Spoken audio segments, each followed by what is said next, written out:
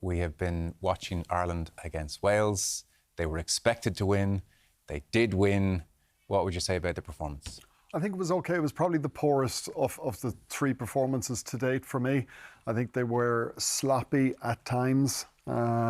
Defensively, they were very good, particularly in the second half when Wales got their purple patch a little bit. They threw a lot at Ireland. Now, in truth, Wales throwing a lot at Ireland is not necessarily saying a huge amount because they're quite devoid of any sort of game plan, any sort of attacking shape at the moment. I think the real pleasing thing for Andy Farrell will be how they stuck at it. They got that bonus point in the 81st minute. But all in all, isn't a bonus point. We were very expectant of it.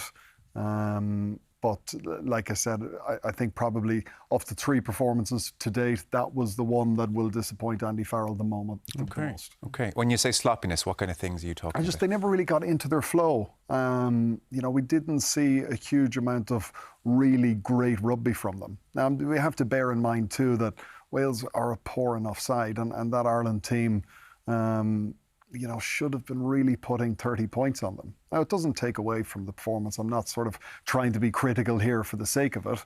But I just think, with this team now and the standards that we have for them, more importantly, the standards that they have for themselves as a team, there will be a lot of areas of work on for them. Yeah, 100%, Robs, 100%. For some reason, the line-out that was 100% the best in the Six Nations over the first two rounds had a bad day again. Scrum was sensational, but this is what we're saying with Rob. Here's the up and the down. How can you criticise them? They're leading it. They've got plus 81 on their points differential. But this team sets such high standards that they didn't hit them today. I thought their discipline was poor at times. I think Joe McCarthy got substituted, which he hasn't done the first two games because I thought Joe gave away a few too many errors. At penalties that were quite poor. Yellows. Yeah, a couple of yellow cards, Ryan Baird, a couple of great things.